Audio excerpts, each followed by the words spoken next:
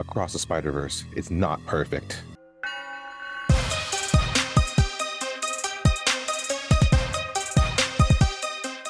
And welcome back to a special presentation of Not a Strong Start, where you'll have moi doing a new segment, which I think we shall call George's Rants. We'll play with it for a bit. So this week we had Across the Spider-Verse come out. Now, this is a movie that I know, like myself, all of us had been really excited to see. It's the continuation of the amazingly put together Into the Spider-Verse.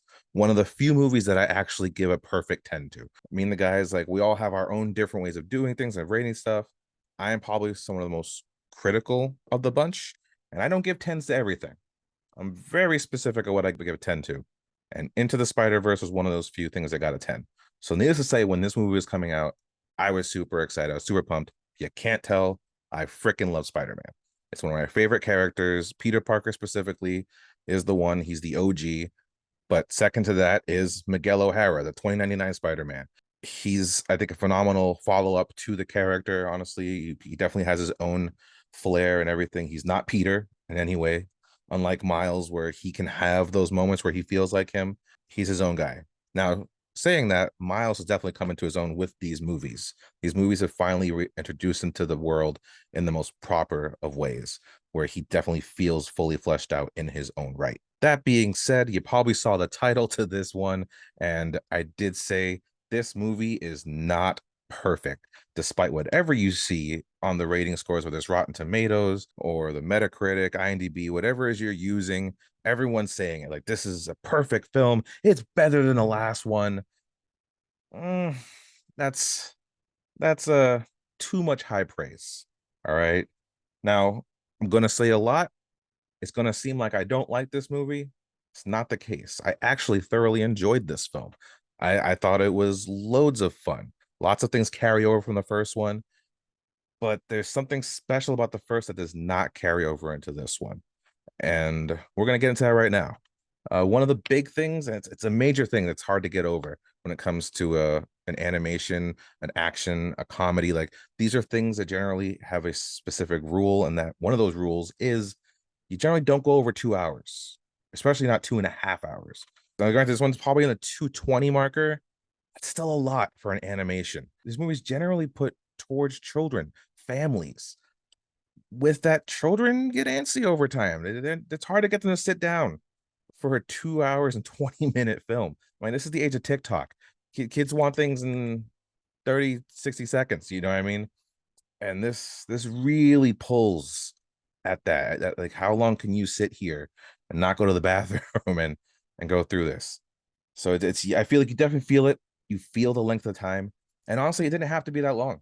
There's obvious areas where they could have cut, and one of those obvious areas is just the intro. They give us three intros to this movie. There's honestly no reason to have the intro of the movie be sandwiched in between two recaps of Miles Morales' origin story. First we get Gwen telling it, then we get the intro, which kind of harkens back to the intro to the first movie, and then we get Miles giving us his origin story again. It's like we know this. I think we're well past two things. One, the recap of the last film, and then the origin story for a lot of these characters. Especially like in this day and age, we're in the time of information. When people want to know things, they go to their phone and they're figuring it out right in the spot. I was in the theater a couple weeks ago where I saw a person Googling something that was happening in the movie right in front of them. So like people are not going to waste time when it comes to finding something out. So we don't need to like spoon feed them an origin that they know, especially to a movie that was so well received the first time. Like everyone loved the first movie. There's no doubt that people are going to come and watch this. So in turn, you don't have to tell them what happened. We know. Let's get to it. It just wasted time where we weren't getting to the goods. If you cut all that down and went straight into the beginning of the movie, where it's just we're seeing Gwen in her world and going through her struggles, then we could have had more time to develop everything that happens with her and everything that happens with Miles. Honestly, like the next big thing that really hits this in a negative way is the fact that all of the emotional beats in this film where things are supposed to hit us really hard. For instance, there's the what's up danger moment of this one. We had it in the last one where Miles is discovering himself and accepting who he has to be and finally becoming the Spider-Man for that world. So there's that moment in this movie too, and you've seen it in the trailer already, most likely. It's when Miguel O'Hara, the Spider-Man 2099, is on top of him and they're fighting on like what looks like a train of some sort. And Miles is pretty much like, I'm tired of people telling me how my story is supposed to end. And this is that moment again.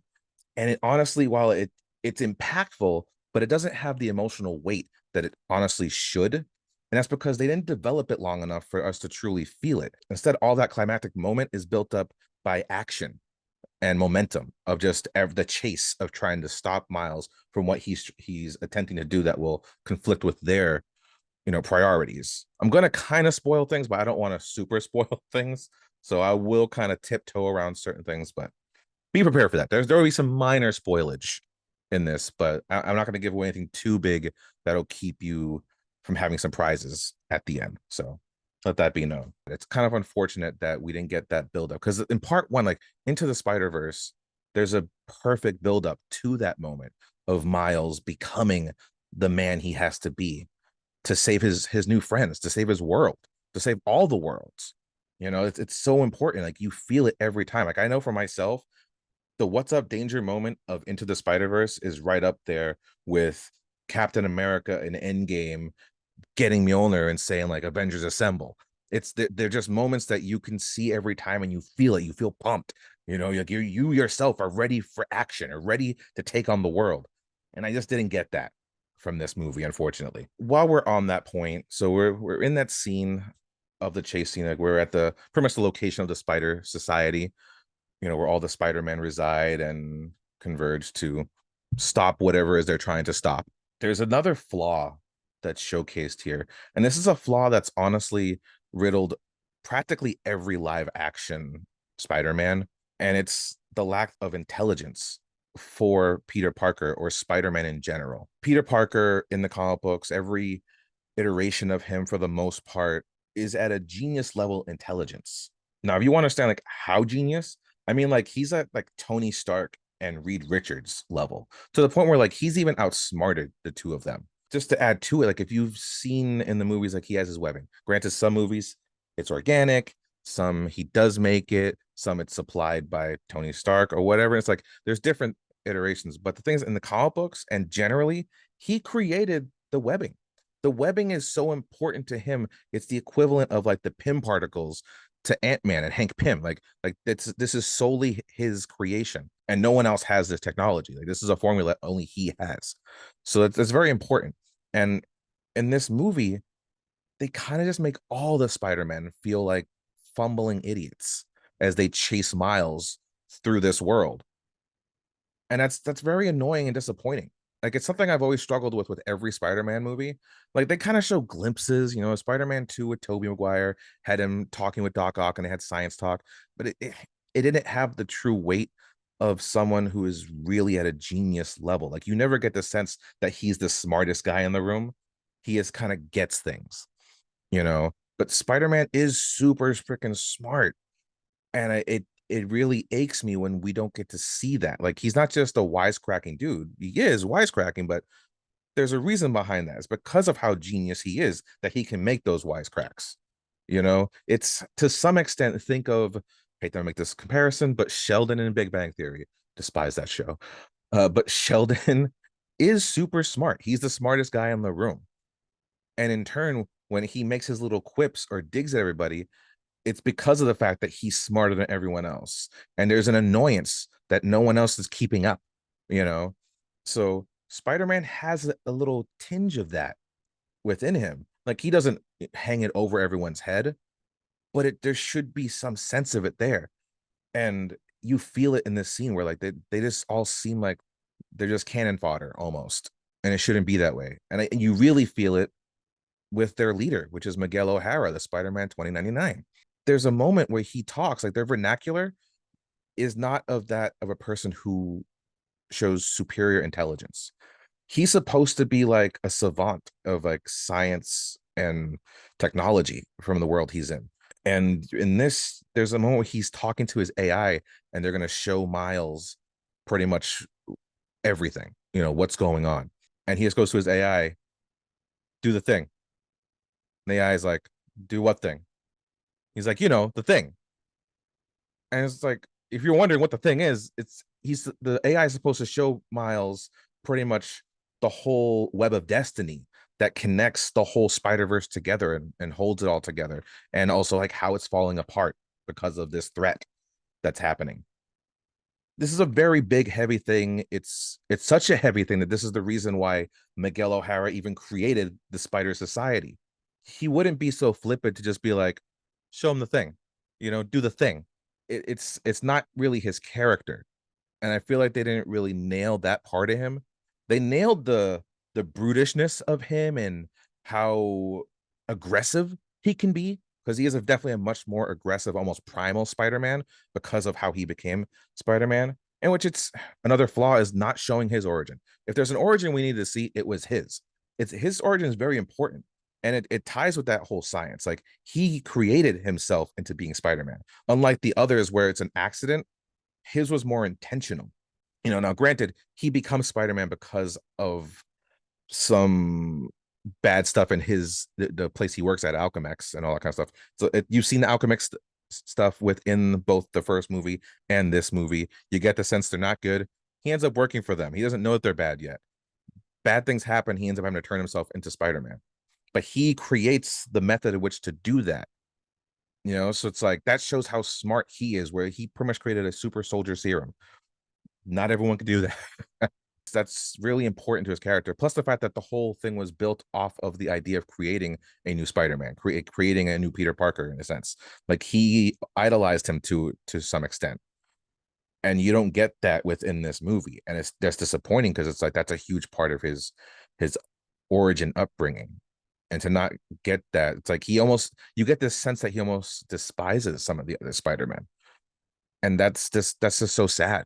There should be a love there. There should be kind of an annoyance because, like, don't meet your heroes, but it's there's some disappointment on there, honestly.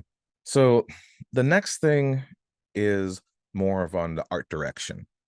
Now, this is not to say that the art in this movie is not breathtaking and amazing, so spectacular, all those beautiful adjectives that describe Spider-Man, because it's still just as pow in your face as the first one, but there are little nuances that are missing that made the first one so special.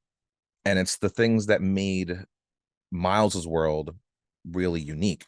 Little things like the onomatopoeia where you see like a pow, a crash, a zing zang, like those little things made you feel like you're watching a moving comic book. Those are important to comic books, having those bang pow words jump out at you. Just even just words that were made up like thrush, quick wang, flip flip.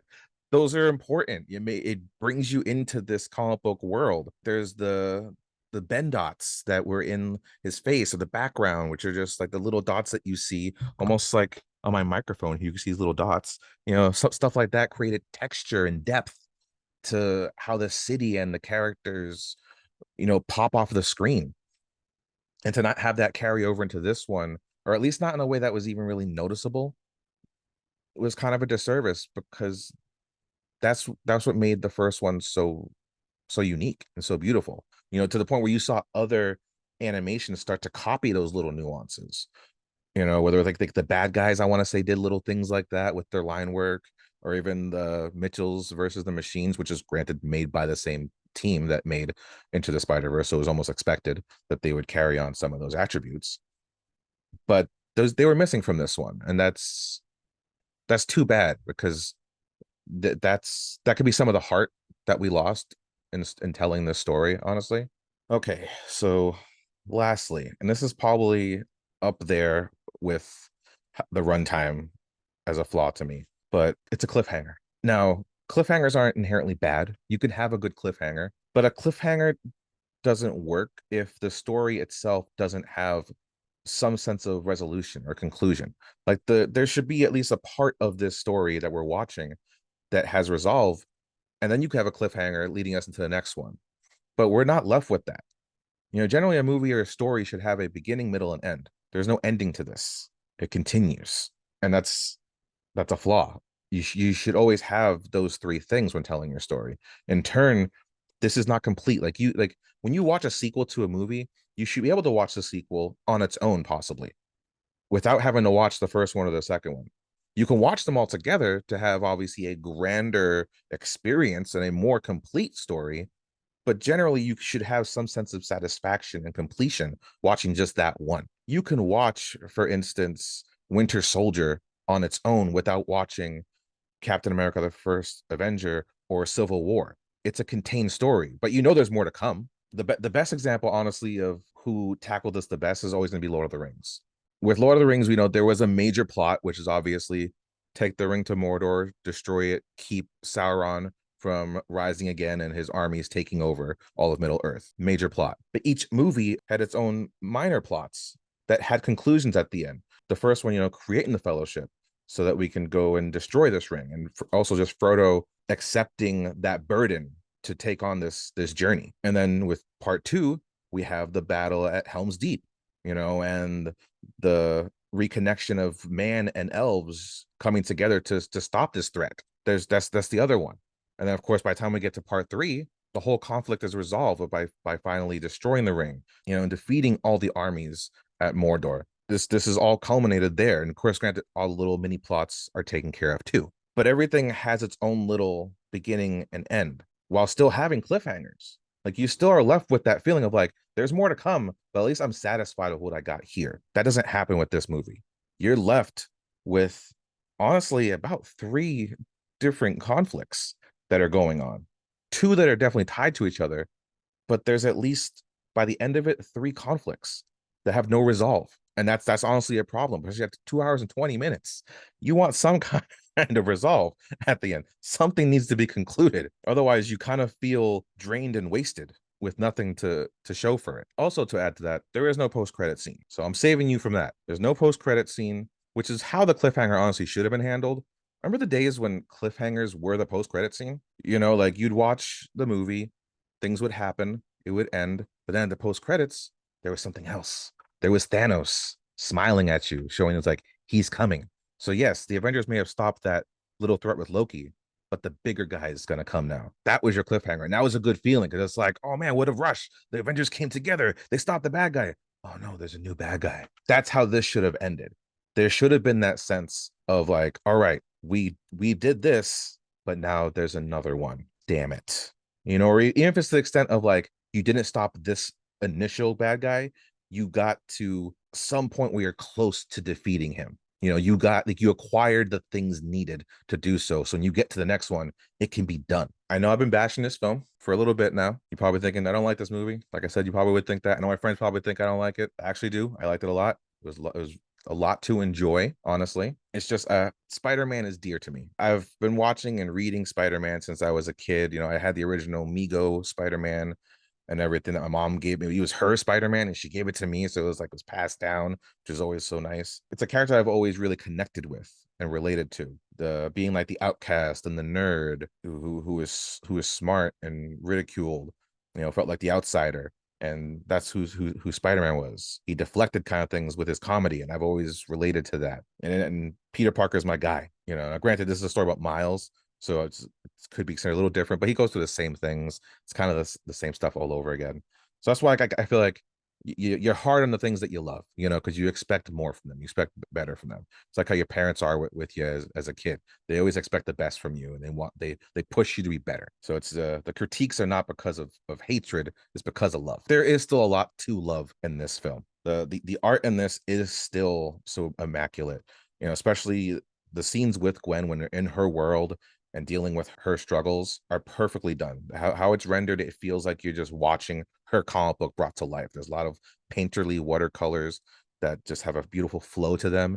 And you feel the emotion of how it's put together. Even without any words, you can feel everything she's going through the color schemes. And I feel like that was really well done. Like her story, like the thing they don't tell you through the promotions, you really are watching a Gwen Stacy story. Miles happens to be there, but it truly is her story. Like if there's any conclusion in this, it's through her side of things. Everything that she struggles with is super weighted and you feel every ounce of it. especially the moments with her dad. If I had pearls, they'd be clutched.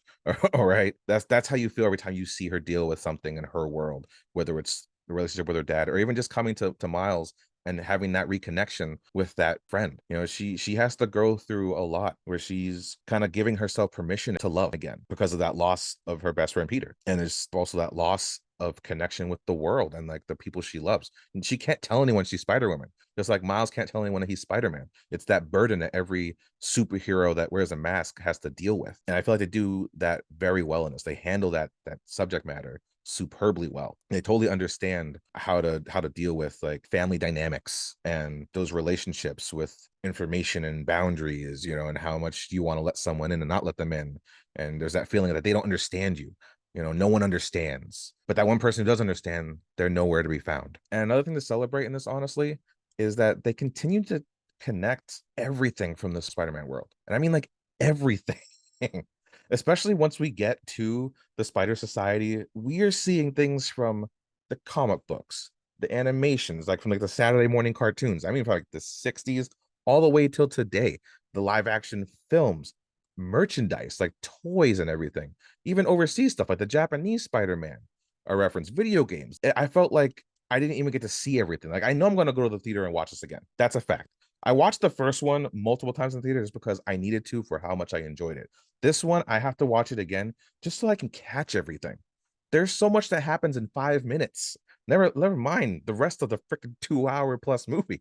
Like there's just so much happening where you're like, oh, that's I remember having that toy. I remember that. I was like, oh wait, that's that Spider-Man from that thing. Oh my God, I remember that costume of dinosaur Spider-Man from this. It's like, oh, this is like there's so much of it that you can find, even with this little text on like a mug or something or on a book in the background. Like they continue to do those little Easter eggs that are perfectly woven into the story that just support everything in such a massive way. That's so impressive. And I can only imagine how much homework that they had to do. Like there was a lot of digging through the Sony and Marvel archives to put all this together. And I guarantee, like, even after the movie's out of the theaters and it's on Blu-ray and digital, people are still gonna be scouring this thing and not finding everything. So I don't think people have even found everything from the first one.